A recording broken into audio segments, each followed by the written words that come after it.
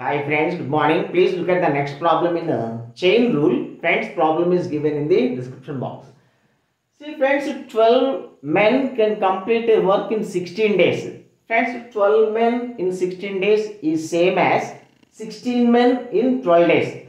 So friends, 16 men can complete a work in 12 days, whereas 32 women can complete the same work in same 12 days.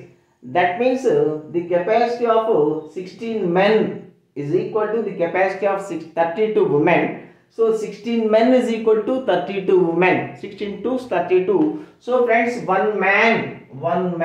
Small conclusion is one man is equal to two women. Friends, after that, friends say one woman can do 1 unit of work per day. One woman can do 1 unit of work per day. So now the total work is equal to 32 into 12. 32 into 12, that is equal to 384 units of work. This is the total work, friends. Now 8 men plus 8 women worked for 12 days.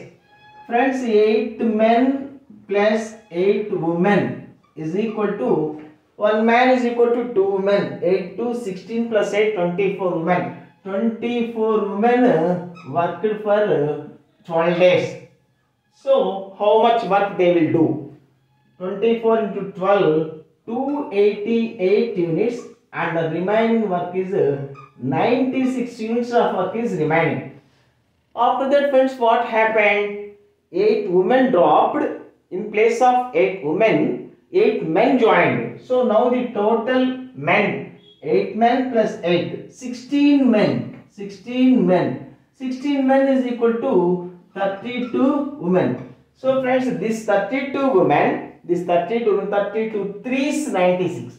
32 3s 96. So this 32 women can complete the remaining 96 units of work in 3 days, friends. 96 over 32, that is equal to 3 days, friends. Thank you.